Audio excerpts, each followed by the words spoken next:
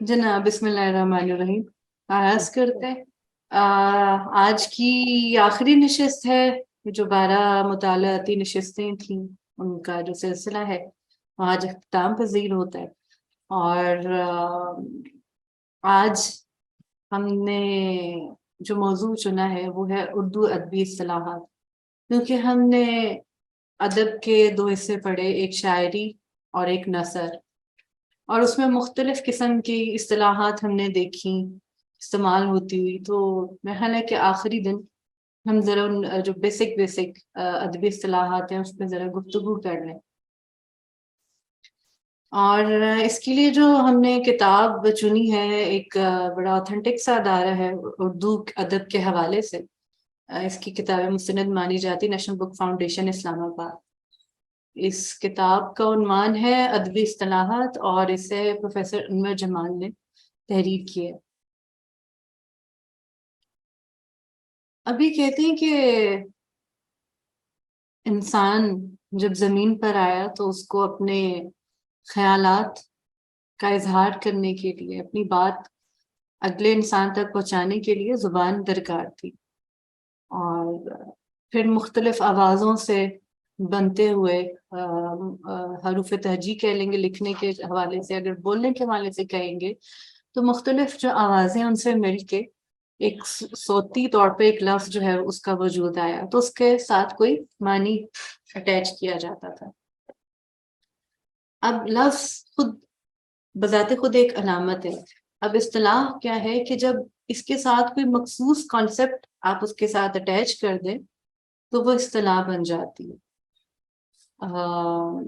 اس طرح کے آج کچھ چیدہ جو ہے ضروری جو ہے ہم نے اصطلاحات ہیں وہ چنی ہے۔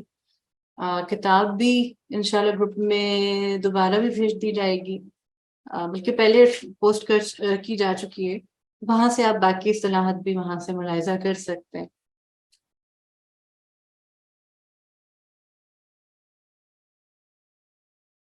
سب سے پہلے جو اصطلاح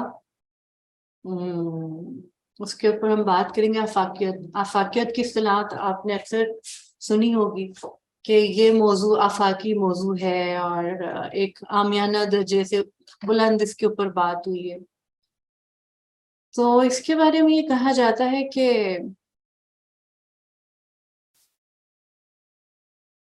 ایک سیکنڈ،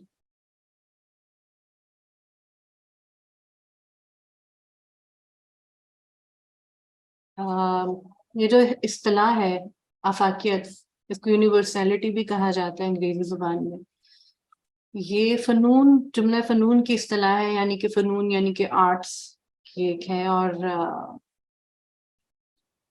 اس میں کہا جاتا ہے کہ انسانی جذبے اور احساسات کا ایسا فنی اور جمالیاتی اظہار ہے جو جغرافیائی اور مقامی حدود سے ماورا ہو کر، ان سے بلند ہو کر کل نوع انسانی کے ایکسپیرینس کی ترجمانی کرے۔ تو یہ چیز آپ کی افاقیت کہلاتی ہے کہ ایک نارمل لیول سے بلند ہو کر ایک لوکل جغرافیہ میں یا کسی ایک انسان تک محدود نہ ہو، یا مقامی حدود نہ ہو، اس سے ذرا بلند ہو۔ اور کہتے ہیں کہ انسان کی ظاہری باتیں بنیادی جذبے اور جبلت، یعنی کہ اس کی فطرت ہوتی ہے، تقریباً تمام انسانوں کی ایک سی میں۔ وہ فن پارہ تو کہلا سکتا ہے کہ وہ مقامیت میں قید ہو، مگر وہ صرف اسی خاص حصے یا طبقے یا گروہ کا نمائندہ ہوگا، وہ فن پارہ یا وہ ادبی فن پارہ۔ تو مگر وہ کل نوع انسانی اس فن پارے کا موضوع نہیں ہوگا، تو یہ چیز جو ہے وہ افاقیت کے کانٹیکٹ سے ہٹ جائے گی۔ تو اسی لیے کہتے ہیں کہ ہر آفاقی قدر مقامی ہوتی ہے، کیونکہ ایک ظاہری بات ہے، ایک انسان ہی ایک مقامی طور پر اس کو وہ کریٹ کرتا ہے، مگر ہر مقامی قدر آفاقی نہیں ہوتی، ہو سکتا ہے کہ وہ وہاں پہ محدود ہی ہو جائے۔ اچھا، ایک اور کانسیپٹ ہے کہ جو کہ شاعری میں ذرا یہاں پر شاعری اور نثر دونوں میں اصطلاحات جو ہے استعمال ہوتی ہیں، وہ میں ایک جنرل جو ہے اس کو عمومی طور پر لے کے جا رہی ہوں۔ ایک اور کنسپٹ ہے آمد اور آورد کا، آورد بھی اس کو کہا جاتا ہے۔ آمد اس کو اسپونٹینٹی کہتے ہیں انگریزی زبان میں، اور یہ شعری اصطلاح ہے۔ اور کہتے ہیں کہ افلاطون تخلیق فن کے القائی نظریے کا قائل تھا. القا کا لفظ جو ہے وہ عربی سے آیا ہے کہ دل میں، جیسے کہتے ہیں نا کہ ہم نے قرآن کا بھی لفظ ہے کہ ہم نے اس کے دل میں القا کیا، کہ یعنی کہ الہام ہوا. تو یہ کہتے ہیں کہ جو افلاطون کا ہے کہ شاعری کا ایک پہلو جو ہے وہ، بلکہ شاعری خود بذات خود وہ القائی ہوتی ہے کہ وہ اوپر سے نازل ہوتی ہے، تو اس کو آمد کا کہتے ہیں. اور یہ کچھ ایسا جب یہ القاء ہوتا ہے تو آپ کے جو حواس ہوتے ہیں ان کو ظاہر کر دیتے ہیں، اور آپ کو خود بھی نہیں پتا ہوتا ہے کہ کہاں سے جو ہے وہ آمد ہو رہی ہے، تو اس کو آمد کہتے ہیں. مگر اس کے برعکس ایک اور جو ایک اصطلاح ہے آورد، آورد بھی اس کو کہا جاتا ہے. آورد جو ہے فارسی زبان کا لفظ ہے، آوردن اس کا جو ہوتا ہے بیسک جو روٹ ورڈ ہے، یعنی کہ لے کے آنا، لانا، آورد، یہ اس کا معنی ہوتا ہے. تو اس کا مطلب جو ہے بالکل آمد سے اپوزٹ اس کو تضاد کے طور پہ دیکھا جاتا ہے. وہ یہ کہتے ہیں کہ جب آپ لکھ رہے ہوتے ہیں یا شعر کہہ رہے ہوتے ہیں تو آپ کا پہلے سے ایک ایگزسٹنگ نالج ہوتا ہے. آپ شعوری طور پر، ارادی طور پر، اور ایک بڑے نظم و ضبط سے صرف و نحوی عمل قرار دیتے ہوئے جو ہے آپ شعر کہتے ہیں. یعنی کہ موضوع آپ نے وزن دیکھنا ہے، بہر دیکھنی ہے، ساری چیزیں دیکھتے ہوئے آپ پھر وہ کہتے ہیں، تو یہ آورد ہے. اور پھر اس میں اس طرح سے ہوتا ہے کہ ایک آپ نے کوئی خیال آیا، مطلب اس کے مطابق جو ہے نا آپ نے کوئی الفاظ کہنے ہیں، تو بعد میں آپ اس کو سجا بنا لیتے ہیں کہ آپ لفظ آگے پیچھے کر لیتے ہیں. آمد تو یہ نا کہ ایز اٹ از ہی آپ نے فلو میں لکھ دیا، مگر نہیں، آپ اس کو پوری ایک صنعت کے طور پہ اس کو مصنوعی پن بھی اس میں آ جاتا ہے، تو یہ آورد ہوتی ہے. اچھا جناب، ایک آہنگ کا ہم نے لفظ اکثر سنا ہے کہ بڑی آہنگ پایا جاتا ہے شاعری میں. اب یہ کہتے ہیں کہ ہر بڑے شاعر کا جو شعر ہوتا ہے وہ تاثراتی اعتبار سے جو اس کا قاری ہے، اس کا جو ریڈر ہے، اس کے اوپر مختلف اثر طاری کرتا ہے. بعض شعر آپ دیکھیں تو بڑی پرجوش، ولولہ انگیز، جیسے علامہ اقبال کی شاعری ہے کہ آپ کو پڑھ کے ایک جوش و خروش آتا ہے، اور کہتے ہیں کہ پاکستان بنانے میں یا ایک مسلمان قوم کو بیدار کرنے میں اس میں بہت زیادہ انہوں نے کردار ادا کیا. اور کہتے ہیں کہ بعض میں فکری گہرائی کے باوسط صوتی تاثر یا وجدانی ضرب کی فوری تعمیل نہیں ہوتی، گویا تو اس میں اثر ہوتا ہے لیکن دیر سے شروع ہوتا ہے. یعنی کہ آپ ایک صوتی اثر ہے اور ایک جو ہے دل پہ اس کے معنی اترتے ہیں. تو صوتی اثر یہ کہ آپ کو الفاظ میں جو ہے نا وہ بڑے لیریکل بیوٹی آپ کو جو ہے نا وہ اس کی آ رہی ہے، محسوس ہوتی ہے. اور آپ کی جو صوت ہے، یعنی کہ یہ سننے میں جو یہ ایک تسلسل ہے اور ایک خوبصورتی ہے، اس کو آپ ان کیفیات کو آہنگ کہتے ہیں.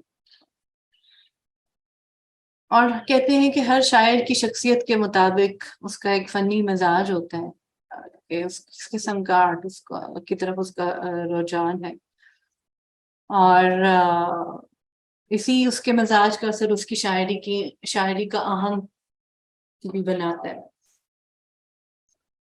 اور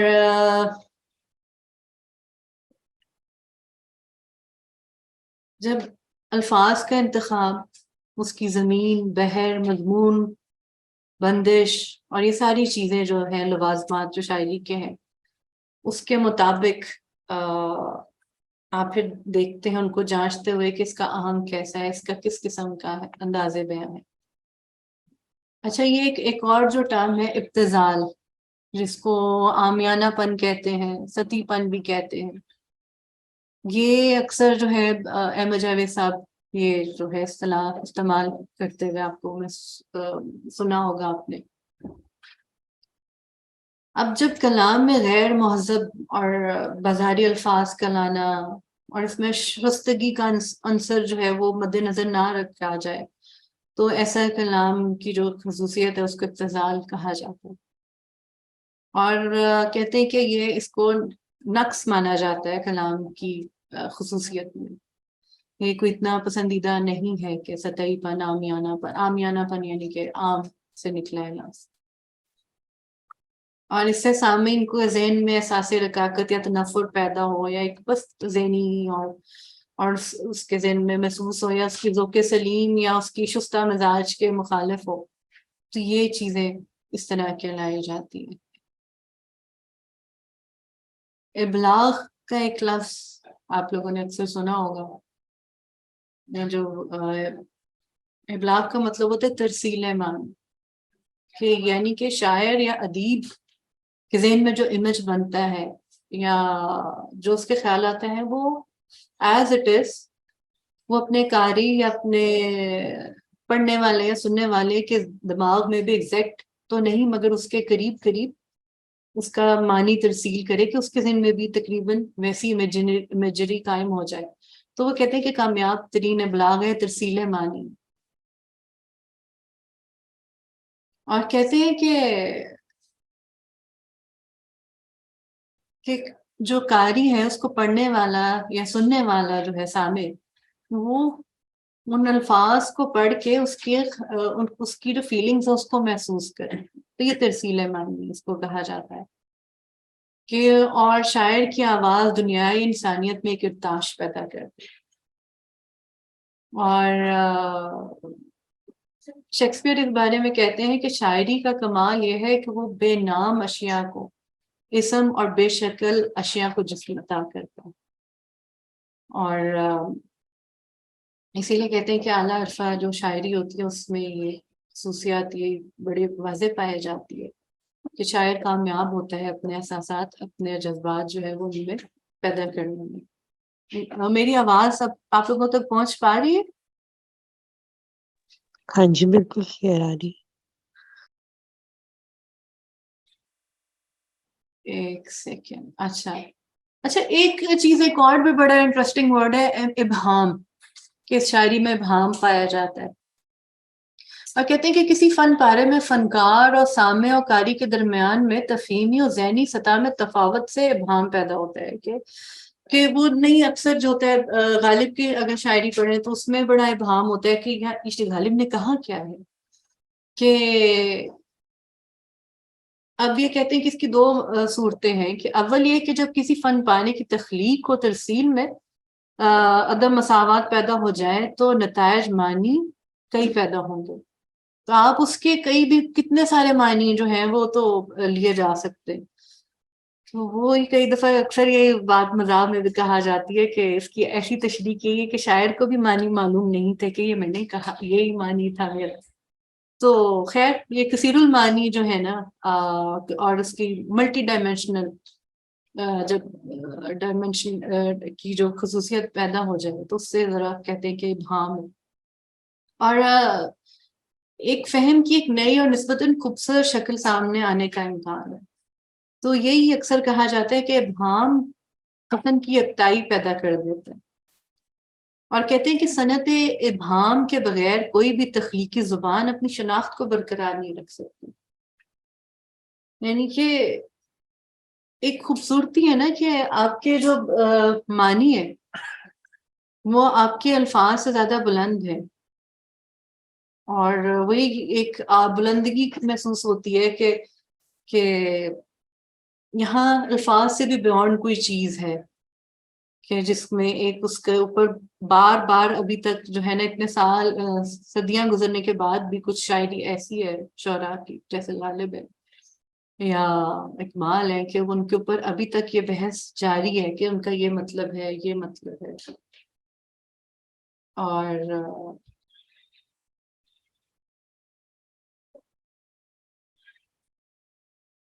اس کے علاوہ اگلی اگر ہم اس پہ آئیں تو ایک اجتماعیت کی ایک ٹرم استعمال ہوتی ہے کلیکٹیونیس کی، تو ایک عام سی بات ہے کہ انفرادی سطح سے بڑھ کر جب ادبی اصطلاح جو استعمال کی جائے وہ ایک انفراد ایک فرد کے جذبات و احساسات کے اوپر ڈپینڈ کرنے کے بجائے پورے انسانی معاشرے کے دکھ سکھ اس کے اخلاقیات اور محبت کو موضوع بنا کر اجتماعیت کی اس میں خصوصیت آ جاتی ہے، اور کہتے ہیں کہ ایسا ادب پورے معاشرے کی سماجی زندگی کو اہمیت دیتا ہے، تو اس کو ذرا اجتماعیت کہتے ہیں کہ جو اس کی شاعری میں یا اس کے ادب میں اجتماعیت کا پہلو زیادہ ہے۔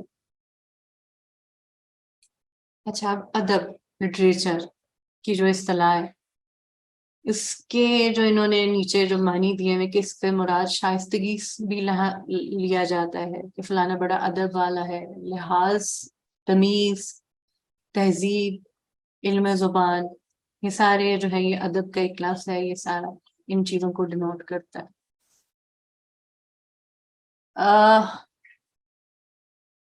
کہتے ہیں کہ ادب کی جو اصطلاح ہے یہ فن کے ایک مقبول تخلیقی شعبے سے متعلق ہے، مگر اس کے علاوہ آپ دیکھیں تو مجلسی آداب کو، مہمان نوازی کو، تعلیم و تعلم یعنی کہ جو ٹیچنگ کا جو پروسیس ہے، صرف و نحو ہے یعنی گرامر وغیرہ، زبان دانی کے جو جتنے بھی مفہوم ہے وہ بھی اسی میں ہی شامل ہے، یہ اسی چیز کو ایک طرف اشارہ کرتے ہیں۔ اور ابن خلدون کے مطابق ادب کو علم قرار دیا جاتا ہے، اور کچھ عرصہ یہ اصطلاح منشی گری اور انشا نگاری کے لیے بھی رائج رہی، انشا نگاری یعنی کہ مضمون نویسی کے لیے۔ اور ادب میں تخلیقیت کا عنصر کب اور کیسے شامل ہوا اس کا کچھ علم نہیں ہے۔ بہرحال وہم و خیال، تصور و تخیل کے کرشمہ سازیوں سے اس اصطلاح کو جدید جو معنی جو ہے وہ ملے۔ اگر مغربی ناقدین کی بات کی جائے تو انہوں نے بھی کچھ ڈیفینیشنز کی ہی ہیں۔ مائکین کہتا ہے کہ قدرت انسان میں جو سرمدی صلاحیتیں اس کو ودیت کی ہیں ان کا اظہار ادب ہے، یعنی کہ جو ڈیوائن اس کے اندر جو خصوصیت اللہ تعالیٰ نے ڈالا ہے اس کا اظہار ادب ہے۔ نیومین کہتے ہیں کہ زبان اور الفاظ کے ذریعے سے انسانی افکار و خیالات اور محسوسات کے اظہار کو ادب کہتے ہیں۔ اور میتھیو آرنولڈ کا خیال ہے کہ وہ جو تمام علم جو کتابوں کے ذریعے ہم تک پہنچتا ہے ادب ہے، مگر یہ آخری جو تعریف ہے تو اگر کتابوں کے ذریعے جو علم پہنچ رہا ہے ادب ہے تو پھر تو جیومیٹری بھی، معاشیات کے اصول، ہنسا کے قواعد، وہ سب ادب ہے، مگر ایسا نہیں ہے۔ یہ تھوڑی سی یہ جو ڈیفینیشن ہے، یہ جو تعریف ہے، تھوڑا سا اس سے تھوڑا سا اختلاف کیا جا سکتا ہے۔ اور ان شارٹ یہ کہا جا سکتا ہے کہ ادب اپنے مخصوص معنوں میں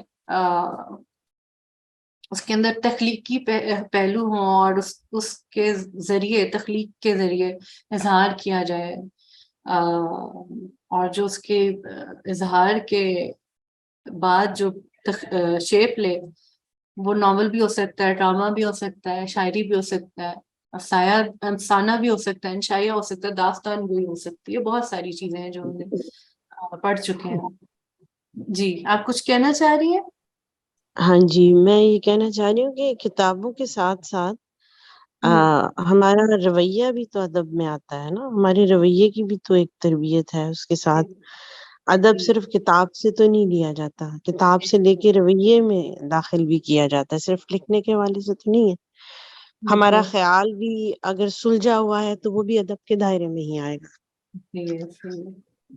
اور ہمارا احساس اور ہماری گفتگو، یہ ساری چیزیں اس ادب کے دائرے میں آتی ہیں جو آپ تخلیق کے ساتھ بھی اس کو منسلک کرتے ہیں، لیکن اس تخلیق کو ہم اختیار جس کو کرتے ہیں وہ تو رویہ ہے نا۔ ہم ہر تخلیق کو پڑھتے ہیں تو اس سے ہم کچھ سیکھتے ہیں، جس چیز کو ہم سیکھتے ہیں وہ جب ہمارے رویے میں آتے ہیں تو وہ رویہ بتاتا ہے کہ ہم کس طرح اس کو لے کے چل رہے ہیں۔ وہ ادب ہماری رویے میں بھی آتا ہے، ایک ادبی تخلیق ہے تو ایک ادبی رویہ بھی تو ہے۔ جی ایسے ہی ہے، بالکل ایسے ہی ہے، آپ بالکل درست فرما رہی ہے۔ اسی طرح جب ادبی روایت کے بارے میں اگر بات کریں کہ لٹریری ٹریڈیشن ہے، اس کے بارے میں جنور صاحب یہ کہتے ہیں کہ اگر ادب کی تاریخ کی طرف دیکھا جائے تو موجودہ قدیم ترین تصورات کا تسلسل ادبی روایت کی شکل اختیار کرتا ہے۔ ادیب، شاعر اور قاری کے درمیان جو ایک فاصلہ ہوتا ہے اس کو مٹانے کے لیے ادب جو ہے اس کی ایک روایت، اس کی کڑی جو ہے وہ جاری رہنی چاہیے۔ اور اگر ادب کا قاری ادبی روایت سے آشنا ہو تو وہ ادب پارے کو سمجھنے میں اس کو بہت زیادہ آسانی ہو جاتی ہے، کوئی دقت نہیں رہتی۔ ادبی روایت دراصل قدیم زمانے سے لے کر آج تک کے جتنے بھی ادبی سرمایہ ہے اس میں جو بھی تشبیہات ہیں، استعارے ہیں، تلمیحات ہیں، اصطلاحات ہیں، علامات ہیں، رمزیت ہے، ابلاغ ہے، اظہار ہے، زبان و بیان کے سلیقے ہیں، اور جملہ کا جو نظام ہے، اسٹرکچر ہے، اس کا جو سینٹینس اسٹرکچر ہے، جو بڑے ہی ایک پرانے عرصے سے رچا ہوا ہے۔ جیسے ایک لکھنؤ کا ایک کلچر ہوتا تھا، ایک کیا کہتے دہلی کا ہوتا تھا، پھر اسی طرح یہ جتنے بھی آتے جاتے دکنی زبان تھی، اور آہستہ آہستہ جو اردو کی شیپ بنتی چلی آئی، وہ سب چیزیں اس میں ایک پیچھے ایک پوری ٹریڈیشن لے کے چل رہا ہے۔ اور آپ کو یہ ساری چیزیں ادب، شعر، نثر، ان ساری چیزوں میں رچا ہوا بسا نظر آتا ہے۔ اور اس کو سمجھنا شاعر کے لیے بھی ضروری ہے، اور اتنا قاری کو سمجھنا بھی ضروری ہے۔ تو یہ ادبی روایت کے لیے، آپ کو لٹریٹ ٹریڈیشن کے لیے یہ ساری چیزیں جو ہے ادبی اصطلاحات ہے، جس پہ کچھ میں سے ہم آج بات کچھ کے متعلق بات کر سکیں گے، امید ہے باقی آپ لوگ کتاب میں سے پڑھیں گے۔ تو ان ادبی اصطلاحات کا جاننا بہت ضروری ہے، تاکہ آپ کو جو یعنی کہ ریڈر ہے اس کو ادبی روایت کے بارے میں پتہ چل سکے، اور آسانی ہو اس کے لیے کہ شاعر کا جو ہے وہ ذہن پڑھ سکے کہ وہ کہنا کیا چاہتے ہیں۔ اب ایک مثال دیتے ہیں کہ غالب کا ایک شعر ہے کہ اصل شہود و شاہد و مشہود ایک ہے، اصل شہود و شاہد و مشہود ایک ہے، حیران ہوں پھر مشاہدہ ہے کسی حساب میں۔ اب یہ دیکھیں آپ اس میں جب ذرا الفاظ کے اوپر غور کریں کہ شہود، شاہد اور مشاہدہ، یہ جو اصطلاحات ہیں یہ اصل میں تصوف کی اصطلاحات ہیں۔ تو جب تک ان اصطلاحات کو نہیں سمجھا جائے گا، اور یہ ظاہری بات ہے پھر ادبی اصطلاحات بھی وہاں سے جڑ جاتی ہیں اس کے ساتھ، تو وہ تب تک وہ اس جو تاریخی روایت ہے اس سے واقف نہیں ہو سکے گا جب تک ان ساری چیزوں کو نہیں جان لے گا، اور وہ شعر کے معنی بھی ہرگز نہیں پا سکے گا۔ اسی طرح ایک اور مثال ہے کہ کیا کیا خضر نے سکندر سے، اب کسے رہنما کرے کوئی، مانے دشت نوٹ دی کوئی تدبیر نہیں، ایک چکر ہے میرے پاؤں میں زنجیر نہیں۔ اب اس پہ ذرا ملاحظہ کریں کہ یہ جو الفاظ استعمال ہوئے، اصطلاحات یا جو ہے علامتیں، کیا الفاظ ہیں؟ خضر، سکندر، رہنما، چکر، پاؤں کی زنجیر، یہ سب ادبی روایات کا حصہ ہے۔ تو وہ یہ سب پڑھیں گے، اس کے بارے میں جانیں گے تو ادب اچھی طریقہ سے اس کے معنی جو ہے وہ ہم پہ کھلیں گے۔ اچھا، ایک اور اصطلاح ہے اردو مولا، یہ بھی آپ نے اکثر سنی ہوگی یا پڑھی ہوگی یہ ترکیب بھی، کہ جب اردو زبان نے علمی و ادبی موضوعات کو بیان کرنے کی صلاحیت حاصل کر لی تو اس صلاحیت کے حصول کو اردو مولا کہا جاتا ہے۔ اب اس کے بارے میں کہتے ہیں کہ مغل فرمان رواں شاہ جہاں نے جب اردو کو آگرے کی پرانی زبان سے الگ پہچان دینے کے لیے یہ خطاب دیا تھا اردو مولا کا، اور اس کے علاوہ اردو مولا قدیم جو دہلی تھا اس کے باہر آباد ہونے والا نئے شہر اردو محلہ میں بولی جانے والی زبان کو بھی کہا گیا ہے۔ اچھا، ایک اور استعارہ کا جو ہے کی جو اصطلاح ہے، اس کا معنی ایک یہ ہے کہ ادھار لینا، آپ انگریزی میں اس کو میٹافر کہتے ہیں، انگریزی والے بھی زیادہ بہتر اس کو جان سکیں گے کہ استعارہ اور میٹافر۔ اور یہ کہتے ہیں کہ یہ جو استعارہ ہے یہ علم بیان کی اصطلاح ہے، اور جب کسی چیز کی خصوصیات کو کسی اور چیز کی خصوصیات سے منسوب کیا جاتا ہے تو وہ اس کو استعارہ کہا جاتا ہے.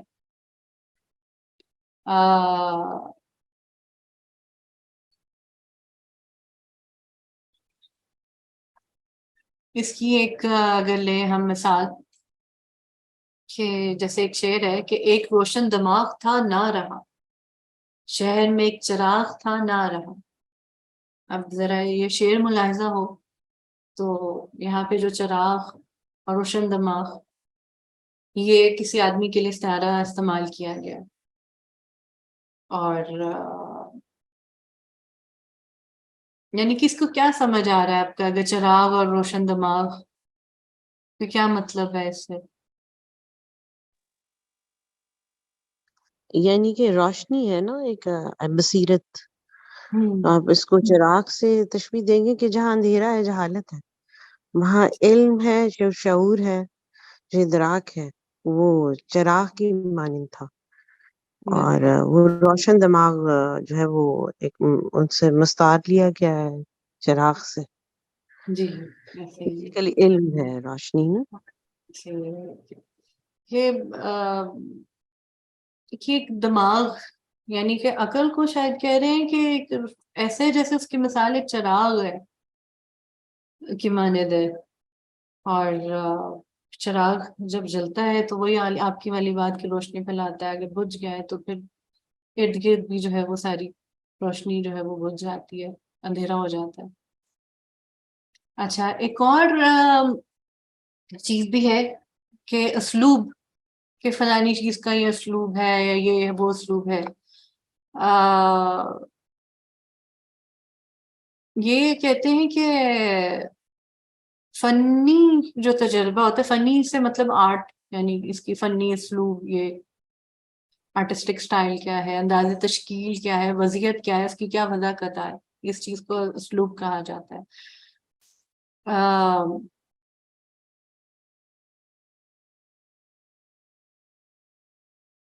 کہتے ہیں کہ اسلوب فوری طور پر اپنے فنی ذرائع سے متاثر ہوتا ہے. فنی ذرائع یعنی کہ اپنا میڈیا جس کے تھرو اس کا اظہار کیا جا رہا ہوتا ہے. اور قدیم زمانوں میں مختلف تہذیبیں تھیں، جیسے چینی، ایرانی، مغلی، رومی، یونانی وغیرہ، تو ان کا اپنا اسلوب ہوتا تھا. رسل اور رسائل کی کمی کے باعث جغرافیائی جو اسالیب اظہار کو جنم دیتی رہی ہیں، لیکن جدید دور میں ان کی جگہ تحریکات نے لے لی ہے. مثلا نو کلاسیکی، رومانوی، حقیقت پسندی، تاثرانی تجریدی وغیرہ. لیکن ہر دور میں کچھ ایسے نابغہ روزگار شخصیتیں بھی موجود رہی ہیں جن کے اسلوب میں انفرادی ندرت کا اصول بھی رہا ہے. اچھا اس سے آپ کو کیا سمجھ آیا ہے کہ یہ جو بات کی ہے کہ پرانے زمانے میں یہ جو اسلوب تھا چینی، ایرانی، مغل لوگوں کا، رومی، یونانی ہوتا تھا، اور آج کل جو ہے وہ اس کو وہ کہہ رہے ہیں، تحریکات کو کہہ رہے ہیں کہ کلاسیکی، رومانوی، حقیقت پسندی، ترقی پسندی. اس سے کیا ذہن میں آتا ہے اسلوب سے، اگر اس چیز کو مد نظر رکھا جائے دونوں چیزوں کو؟ میں نہیں جواب دینا. آپ ہی اسلوب یعنی کہ اسلوب بیان نا، آپ جس میڈیم میں لکھ رہے ہیں، جس چیز کے اوپر آپ کی تحریر ہے، وہ مطلب پہلے جب لکھا جاتا تو ہر چیز کا ایک اپنا میڈیم ہوتا تھا. جس طرح آپ لکھتے ہیں مرثیہ، اس کا ایک اپنی اسلوب ہے، نظم کا اپنا اسلوب ہے، غزل کا اپنا ایک اسلوب ہے. اور کچھ تاریخی حیثیت میں لکھا جاتا تھا، جس طرح ہم نے پڑھا باغ و بہار، اس کا ایک اپنا اسلوب تھا. وہ ہم نے ان کی تہذیبوں کو اس طرح اپنی زبانوں میں ٹرانسفر کیا. شاید وہ اسلوب بیان ان کا تھا لیکن ہماری زبان میں آیا. تو اب تحریکیں، آپ کو پتا ہے کہ اب سارا کام جو ہے وہ کچھ اور طرح سے چینج ہو گیا، ترقی پسند آ گیا، ہماری زبان ترقی کر گئی.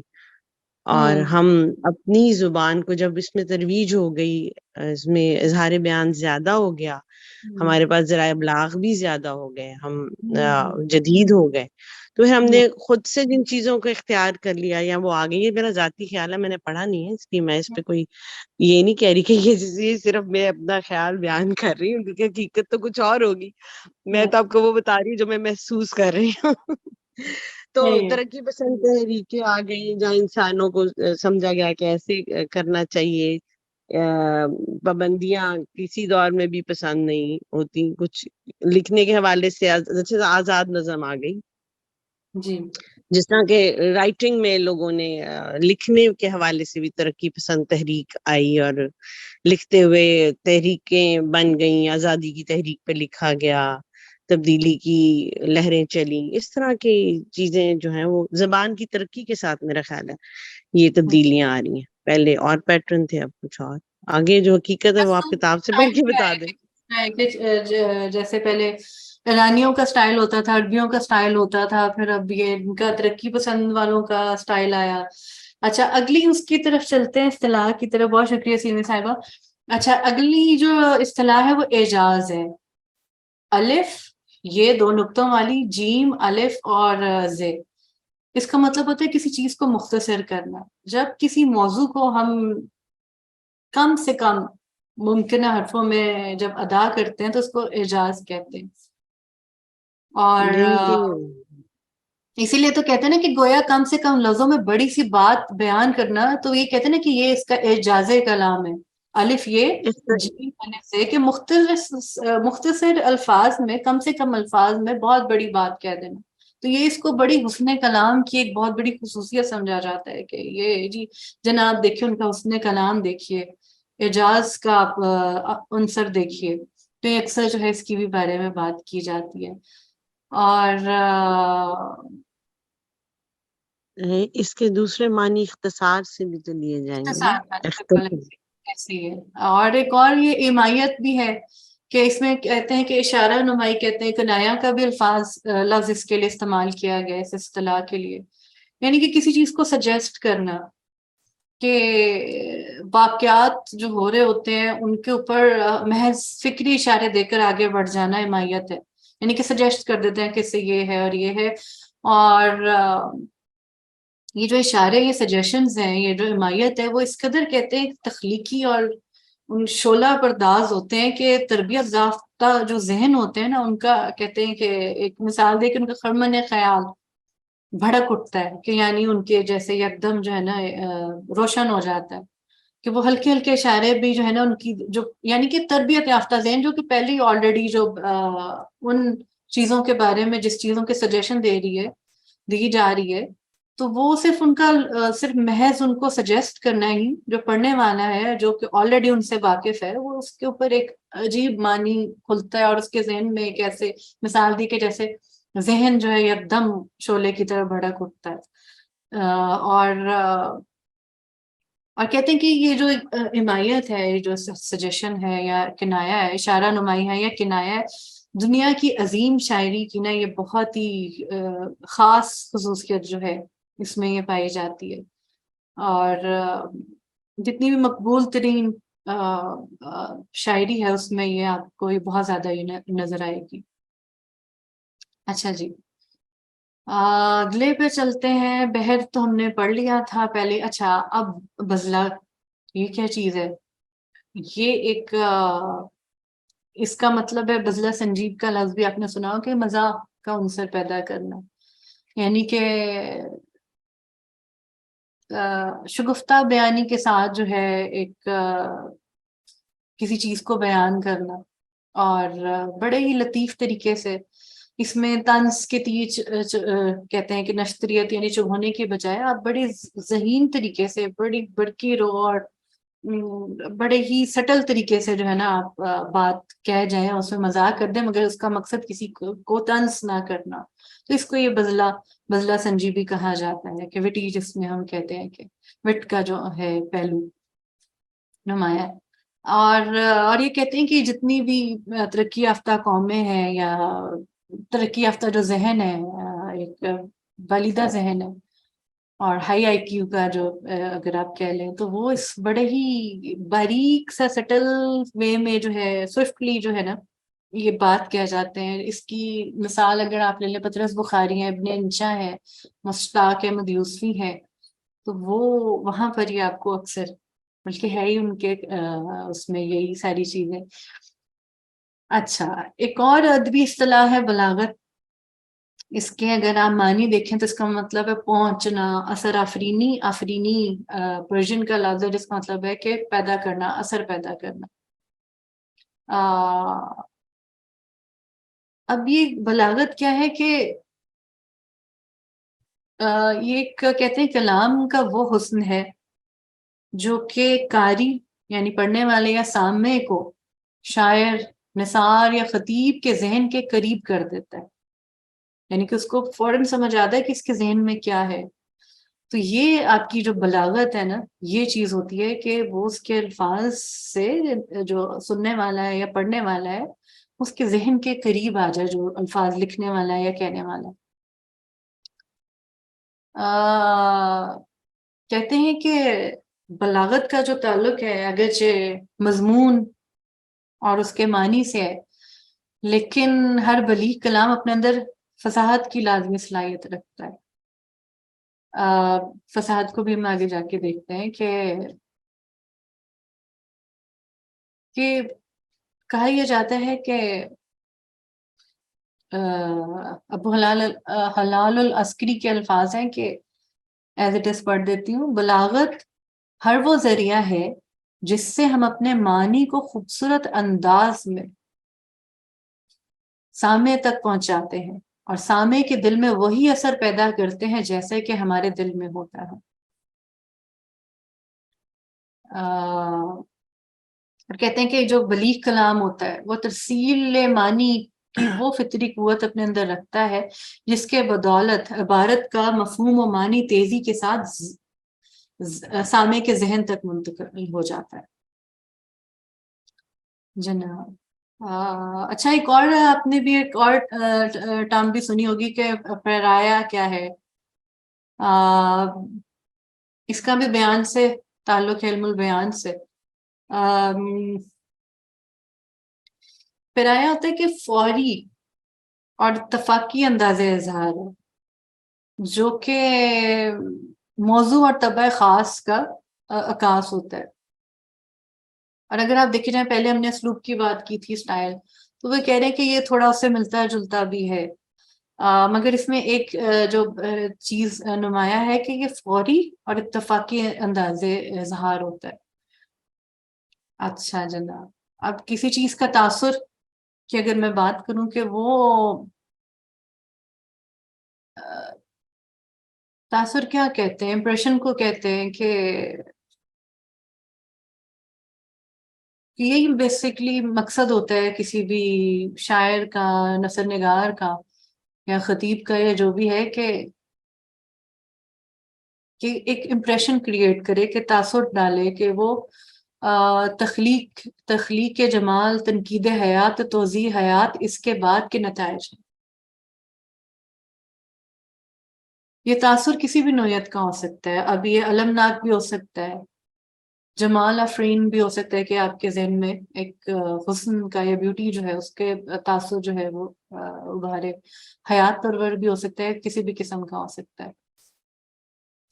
اچھا، تالیف کا آپ لوگ اکثر لفظ سنتے ہیں کہ مؤلف، یہ کس نے تالیف کیا ہے. اس کو کہتے ہیں کہ جب مختلف ادیب یا شاعر کہہ لیں، ان کی تحریروں کو کسی خاص موضوع یا اس کے ٹاپک کے یا ترتیب کے لحاظ سے جمع کر کے کتابی شکل دینا تالیف کہلائے گا. وہ رائٹر نہیں ہوگا مگر اس کا تالیف مؤلف ہوگا کہ اس نے تالیف کیا ہے، کہ اس کو ایک مخصوص جو ہے ایک ترتیب دی ہے کسی موضوع کے ارد کسی رائٹر کی رائٹنگ کو یا اس کی شاعری کو. اب جیسے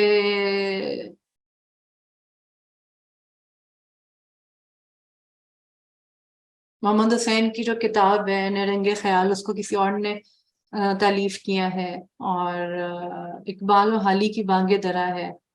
اور مسدس سے اقتصابات لے کر کتاب ترتیب دینا تالیف ہے. اور ابھی میں نے جیسے کہ بیان کیا، اس کو جو کر رہا ہے اس کو مؤلف کہتے ہیں. اچھا، ایک اور چیز ہوتی ہے تعویل. کہ تعویل القرآن کا بھی لفظ مشہور ہے، مگر یہ شاید تھوڑا وہ قرآن کے حساب سے، مگر یہاں پہ جو ادبی اردو ادب کے حوالے سے جو اس کی اصطلاح کا جو معنی ہے وہ یہ کہتے ہیں کہ کسی بات یا تحریر یا شاعری سے معقول جواز کی بنیاد پر وہ معنی نکالنا جو عبارت کے الفاظ، بیان یا ظاہری صورت میں حاصل نہ ہوتے ہوں، کہ یعنی کہ ظاہری چیزوں میں سے نہیں آ رہا آپ نے، مگر آپ اس کو انٹرپریٹ کر رہے ہیں یا اس کی ڈسکرپشن دے رہے ہیں جو کہ ظاہری میں نہیں، اندر سے آپ نکال رہے ہیں، معنی نکال رہے ہیں کسی عبارت کے الفاظ سے یا جو اس کی ظاہری صورت سے۔ اور کہتے ہیں کہ تعویل کے اندر جو ہے وہ اختلاف بھی ہو سکتا ہے اور رائے دینے کی گنجائش بھی ہوتی ہے۔ اب یہ ضروری نہیں کہ ایک کی تعویل کسی دوسرے اہل نظر کے لیے قابل قبول ہو، اور ظاہر ہے کسی ادبی تحریر کے رائج الوقت اور جو جنرل یا ظاہری معنی کے پس پردہ جو دیگر نکات کی بنیاد پر جو تعویل کی جاتی ہے تو اس کے اپنے اپنے نقطہ نظر ہو سکتے ہیں۔ اچھا جناب، اچھا ایک تجریدی آرٹ جو ہے ایبسٹریکشن، اس کے اوپر ذرا مختصر بات کرتے ہیں، آگے بھی کافی زیادہ ہے اصطلاحات۔ کہتے ہیں کہ انسانی وجود فطرت پر اضافہ ہے اور اس اضافے کا دوسرا عنوان تجرید ہے۔ کوئی بھی تخلیقی عمل جو انسان کی معرفت وقوع پذیر ہو تجرید سے ملوث ہوئے بغیر نہیں رہ سکتا۔ اچھا ایک تحریف بھی ہے لفظ، اس کے لیے انگریزی میں پیروڈی کا لفظ استعمال کیا جاتا ہے، جس کی ہم نے ایک قسم بھی پڑھی تھی کہ اصل جو سنجیدہ کلام کو تھوڑے سے معمولی الفاظ کے رد بدل سے اس کے اندر ایک مزاح کا عنصر لے کے آنا، یہ اس کی وہ ہے۔ اور آگے اگر ہم بڑھیں، اچھا ایک اور اصطلاح ہے تلمیح، یہ تو آپ بھی اس میں اضافہ کر سکتے ہیں کہ یہ شعری کی اصطلاح ہے۔ ایسا کلام چاہے شعر ہو چاہے مصرع ہو جس کا ایک حصہ کسی اور زبان کا ہو اور دوسرا کسی اور زبان کا، تو یہ تلمیح کہلاتا ہے۔ آپ کہتے ہیں کہ یہ شعوری طور پر یہ استعمال کرتے ہیں کسی اور زبان کا جو یہ حصہ ہے کسی اس کے، چاہے شعر ہو یا مصرع ہو۔ اکثر مولانا رومی کے بھی ملتا ہے اور اقبال کی شاعری میں بھی ملتا ہے اور غالب کی شاعری میں ملتا ہے۔ مطلب بڑے شاعروں کی خصوصیت ہے کہ ان کو اردو زبان کے علاوہ بھی جو ہے عربی زبان ہو چاہے فارسی زبان ہو، ان کے اوپر بھی ان کو عبور ہوتا ہے۔ تو ان لوگوں کو اکثر جو بڑے جو شعراء ہیں اردو زبان کے، ان کو تلمیح کے اوپر بڑا عبور ہوتا ہے اور اکثر ان کی شاعری میں ملتا رہتا ہے۔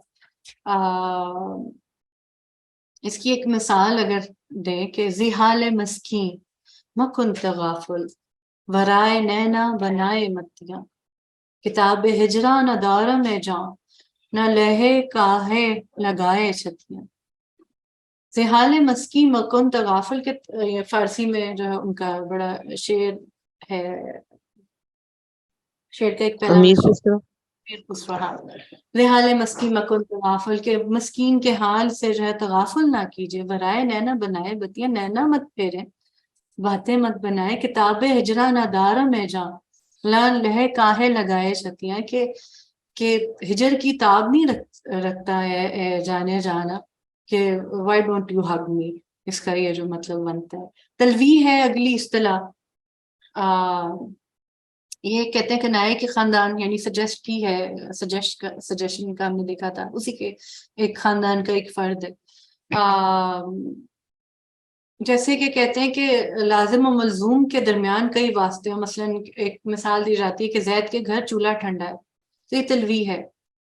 ظاہر ہے کہ آگ نہیں جلی، آگ نہیں جلے گی تو کھانا نہیں پکے گا، یعنی بخل اور کنجوسی کی علامت ہے یا غربت اور ناداری کا نشانہ ہے زیادہ تر کہ زید کے گھر چولہا ٹھنڈا ہے۔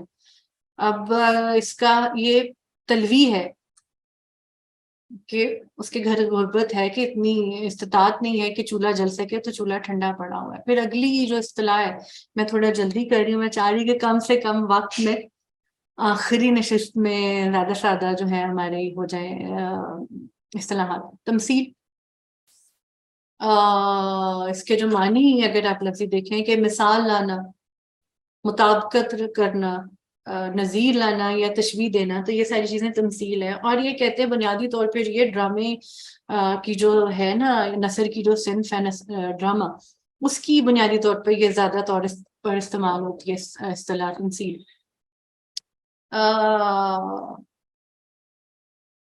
اور شاعری میں بھی ظاہری بات ہے یہ استعمال ہوتی ہے. اس کے ذریعے نئی جو ہے نا وہ اقلیتیں جو ہیں وجود میں لائی جاتی ہیں نئے سرے سے.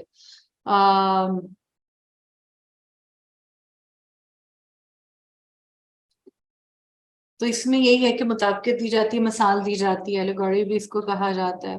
اور پھر ایک ٹرم ہے تناظر کے پرسپیکٹو، اس کا اگر میں مختصراً بتاؤں کہ اس کا پرسپیکٹو کیا ہے اور اس کے کیا مطلب کی کیا درجہ بندی ہو سکتی ہے، کس چیز کی نشاندہی کی گئی ہے، اس کے بیک گراؤنڈ میں کیا زاویہ نگاہ کیا ہے، اور اس کے پیچھے عناصر و مشاہدہ کیا ہے. اور اس کے علاوہ اگر ہم آگے چلیں تو جلدی چلیں. اچھا ایک اور بھی جو ہوتا ہے نا کہ فلانی کا تحریر کا جب اکثر جب انالیسس کر رہے ہوتے ہیں، تنقیدی جائزہ لے رہے ہوتے ہیں، تو تعریف کی جاتی ہے کہ فلانے کی جزیات نگاری آپ ملاحظہ کیجیے. تو جب کسی واقعہ یا کوئی امیج ہے اس کو شاعری افسانے میں یا نثر میں جب بیان کیا جاتا ہے اور اس کی کسی معمولی حصے کو بھی یا باریک سی چیز کو بھی مد نظر رکھا جاتا ہے، اسے جزیات نگاری کہا جاتا ہے. کہ ایک مثال ہے کہ جیسے اکثر یہ تو مجھے رضیہ بٹ کے ناولوں میں جو ایک کہا جاتا ہے کہ وہ بڑی جزیات نگاری کرتی ہے کہ وہ کیا کپڑے تھے، کیا ڈیزائن تھے، اور کیا کس طرح بیک گراؤنڈ تھا. اور یہ کہتے ہیں مصورانہ صلاحیت ہے کہ الفاظ کے ذریعے جو ہے آپ کا شاعر ہے یا آپ کا جو رائٹر ہے وہ کیسے ذہن میں امیجز پیدا کرتا ہے. اردو ادب میں دیکھا جائے تو جو بہترین مثالیں نذیر اکبر آبادی ہے، میر امن کی باغ و بہار ہے، میر حسن کی مثنوی ہے، اور جوش ملیہ آبادی کی شاعری جو ہے نا، یہ اگر آپ جزیات نگاری دیکھنی ہے تو یہ بہترین مثالیں ہیں، آپ وہاں سے اس کو دیکھ سکتے ہیں جناب. اور اچھا ایک چہرہ ہے آج کل ان کی بھی چل رہی ہے دبیس انیس، اس میں یہ بھی کہا جاتا ہے کہ چہرہ دیکھیے، تو یہ ایک مرثیے کی اصطلاح ہے. اس میں چہرہ ہے، سراپا ہے، رخصت ہے، آمد ہے، رجز ہے، جنگ ہے، شہادت اور بین ہے مرثیہ کے حصے میں. اور یہ وہی ہے جو کہتے ہیں کہ چہرے کا وہی مقام ہے جو کہ قصیدے میں تشبیب کا ہوتا ہے. مرثیے کا وہ تمہیدی حصہ ہے جس میں شاعر جو ہوتا ہے مناظر فطرت، اخلاقیات، فخریہ مضامین، شجاعت، جواں مردی کے مضامین بیان کر کے اپنا جو ان کا ہیرو ہوتا ہے اس کے سراپا کی طرف مرثیے کا رخ موڑتا ہے، تو اسے چہرہ کہتے ہیں. اور حقیقت نگاری یعنی کہ کس چیز میں کتنا ریئلزم ہے، کہ سچی تصویر پیش کرنا ادب میں، اور یہ ادب کی بڑی ایک مثال ہے. اور اگر آپ دیکھیں نا ادب میں تو 20ویں صدی کے جو اول میں جرمنی، فرانس، روس، انگلستان کے ادیبوں میں رومانوی آزاد پسندی اور یہ ساری چیزیں تھیں، تو وہ تھوڑا سا اس کو ریئلزم بھی کہا جاتا تھا، بہرحال ایک نام دیا جاتا ہے اسے. اچھا جناب،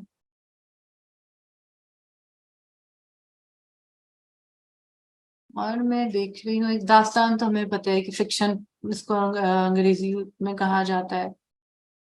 اور دیومالا کہانیاں یعنی میتھولوجی، اس پہ جو میتھس کی بیس پر ہوتی ہیں. اور ذوق ایک ہوتا ہے کہ یہ بھی ایک فنی اصطلاح آرٹسٹک ٹرمینالوجی ہے کہ اس کے بارے میں کہا جاتا ہے کہ یہ آپ کی محض داخلی کیفیت ہے، اندرونی کیفیت ہے،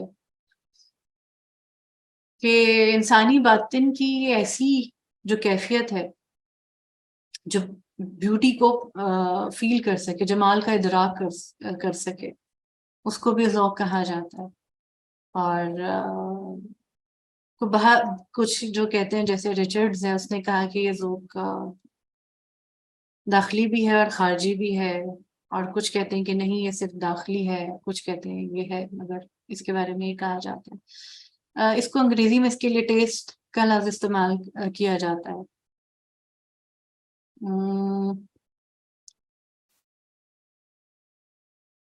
تو یہ کہتے ہیں کہ اگر ذوق کو داخلی سطح پر دیکھا جائے تو یہ تسکین کا ایک خاصہ ہوتا ہے، یعنی کہ کل نفس ذائقۃ الموت کے تمام جو ہے زندہ چیزیں ذائقۃ الموت یعنی کہ اس نفس نے موت کا ذائقہ چکھنا ہے، تو اسی طرح اس میں آتا ہے کہ آپ کی ایک کیفیت جو ہے وہ تسکین کا باعث بنتی ہے، تو یہ بھی اس کو کہتے ہیں، ذوق ترتیب و جمال کو بھی کہتے ہیں۔ ایک سطح پر آ کر ذوق اور وجدان بھی کہتے ہیں ہم مانی ہو جاتے ہیں۔ دونوں اصطلاحیں یعنی کہ ذوق اور وجدان، یہ دونوں اصطلاحیں کہتے ہیں کہ انسانی احساس سے متعلق ہے، فیلنگ سے ان کا تعلق ہے کہ فلاں اس چیز کا ذوق رکھتا ہے، اور اس کے موضوع تجربے کی فضیلیت کو ظاہر کرتے ہیں۔ مولانا رومی کا ایک مصرع ہے، فرد کے ذوق کو جو ہے اس کی اظہار کرتا ہے۔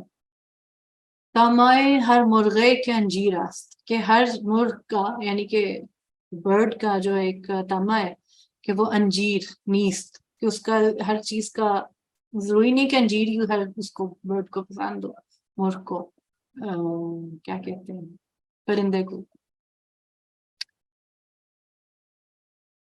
اچھا، ایک رجائیت پسندی بھی کا لفظ آپ نے اکثر سنا ہوگا کہ یہ رجا عربی کے لفظ سے نکلا ہے، کہ یعنی کہ امیدیت، آپٹمزم اس کو کہہ سکتے ہیں کہ ادبی اصطلاح میں زندگی سے محبت کہہ لیں یا پر امید لہجہ اختیار کرنا، یہ ساری رجائیت ہے، جس میں کسی عزم کی بات کی جائے، ولولہ کی بات کی جائے، حوصلے کی، امید کے جذبات پیدا کیے جائے، اور اس کے اپوزٹ جو ہے وہ قنوطیت اس کا جو ہے اس کا اپوزٹ ہے، کہ جس سے بالکل ہی نیگیٹو، مایوسی اور رشتوں اور باقیوں سے مایوسی اور یہ ساری چیزیں قنوطیت کو رہتی ہیں۔ اور علامہ اقبال کے اگر اردو میں دیکھا جائے تو علامہ اقبال کی جو شاعری ہے امید و ولولہ، آپ نے اگر دیکھنا، رجائیت پسندی اس میں کافی زیادہ ملتی ہے۔ اچھا، پھر ایک رزمیہ ہے جس کو ایپک بھی کہا جاتا ہے۔ المیہ تو ہوتا ہے نا کہ دکھی، اور اس رزمیہ کو کہتے ہیں نقل بذریعہ بیان، کہ رزمیہ وہ بیان ہے یا شاعری جو لفظوں کے ذریعے نکالی ہے۔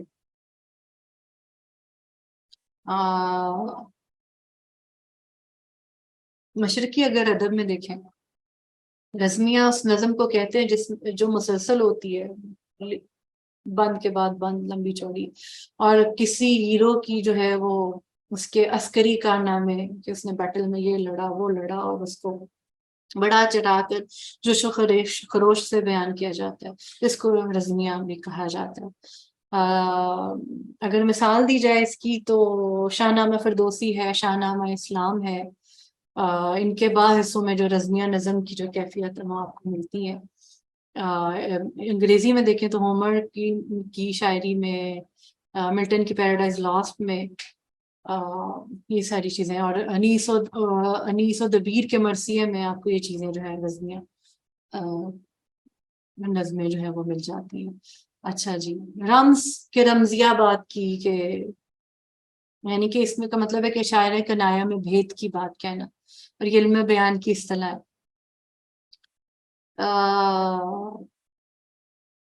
کہتے ہیں کہ جب اس میں ہلکا سا اشارہ دے دیا جاتا ہے کہ ذہن اصل مفہوم کو پہنچ جائے اور تفہیم کے لیے کئی کڑیاں نہ ملانی پڑے، وہ رمز ہے۔ کہتے ہیں کہ یہ رمزیہ، یہ جو رمز ہے، اشارہ کنایہ میں کرنا، یہ بڑے شاعروں کا بڑا خاصہ ہے کہ رمز میں وہ باتیں کرتے ہیں، کہ وہ بڑی سٹل طریقے سے وہ ایک خفیہ پوشیدہ بات کی طرف اشارہ کر جاتے ہیں، کہ وہ کچھ کہا بھی نہیں اور کہہ بھی گئے، کہ بات کہنا بھی چاہتے ہیں، چھپانا بھی چاہتے ہیں۔ جیسے مومن کی شاعری کے لیے اس کے لیے کہا جاتا ہے کہ اس میں بڑی اس کے پڑھنے کی رمز شناسی جو ہے وہ ضروری ہے۔ رمزیت کو جاننا. اچھا، اور آگے ہم چلیں تو زمین کے بارے میں کہا جاتا ہے کہ شعر کی یہ زمین ہے. یہ بھی ایک شعری اصطلاح ہے. کسی بھی نظم میں قافیے اور ردیف کا ایک مخصوص نظام چل رہا ہوتا ہے، اس کو زمین کہتے ہیں. غالب کی غزل سے ایک شعر ہے کہ کسی کو دے کے دل کوئی نوا سنجے فغاں کیوں ہو، نہ ہو جب دل ہی سینے میں تو پھر منہ میں زباں کیوں ہو. اس میں اگر ملاحظہ کریں اس کی جو زمین ہے کہ فغاں کیوں ہو، زباں کیوں ہو، مکاں کیوں ہو، نہاں کیوں ہو. تو یہ جو آپ نے الفاظ دیکھے ہیں یہ ایک اسلوب چل رہا ہے اس کا، یعنی کہ ایک نظم و ضابطہ ہے ایک پرٹیکولر اس میں کہ ردیف اور قافیے کو اپناتے ہوئے یہ چل رہے ہیں کہ فغاں کیوں ہو، زباں کیوں ہو، مکاں کیوں ہو. اور زمین شاعر کی جو کہتے ہیں شعری مزاج کو بھی ظاہر کرتی ہے اور مخصوص مضامین کو بیان کرنے میں مدد دیتی ہے. جناب، اور اچھا، ایک سرقہ بھی کہا جاتا ہے کہ کسی کا شعر چوری کر لینا، اس کو سرقہ کہتے ہیں، جس کو ہم اگر انگریزی زبان میں پلیجرزم کہتے ہیں. اگر یہ لوگ سرقہ کہتے ہیں کہ آرام سے کسی کا شعر جو ہے چوری کر لینا، کسی کا نقطہ نظر اٹھا لینا، تو اس کو سرقہ بازاری بھی کہا جاتا ہے. اور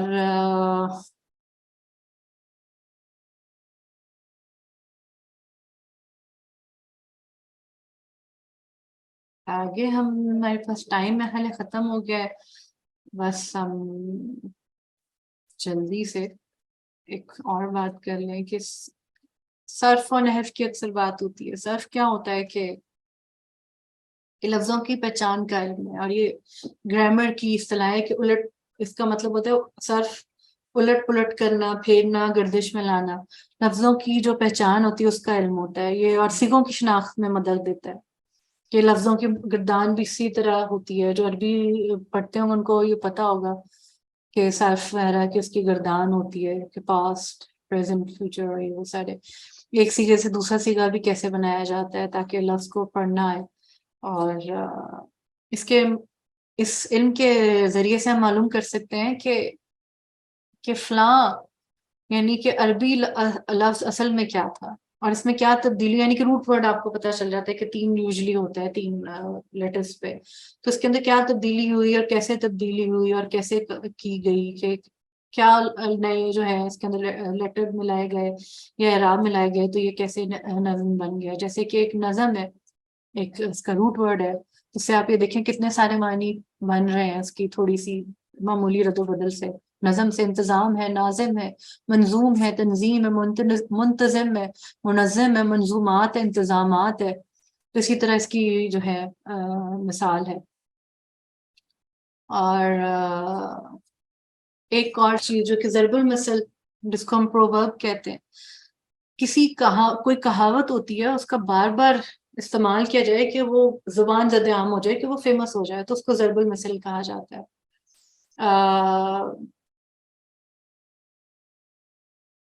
اور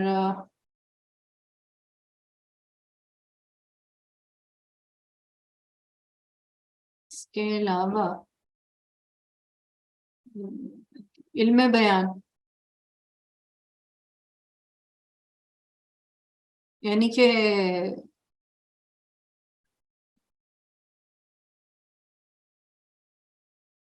ایک معنی کو کئی طریقوں سے ادا کرنا اور بڑا جوش و خروش سے اس کو بیان کرنا، کہ اس کے اندر ایک پرٹیکولر جو سننے والا ہے اس کے اندر ایک جذبات ابھارے جا سکے.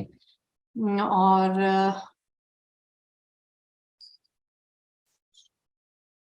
پھر علوم منقولہ ہے، علوم معقولہ ہے. علوم منقولہ وہ ہوتے ہیں جیسے قرآن، حدیث ہے، علم لغت ہے، معنی ہے، صرف و نحو ہے. ان کی جو اصل ہے وہ منقول کس کے ہیں؟ قرآن و حدیث سے منقول ہوئے ہیں، نقل ہوئے ہیں. اور علوم معقولہ وہ ہیں جن کی بنیاد انسان کی عقلیت پر ہے، جیسے کہ ریاضی ہے، طبیعت ہے، فلسفہ ہے، منطق ہے. یہ سارے علوم معقولہ ہے. اور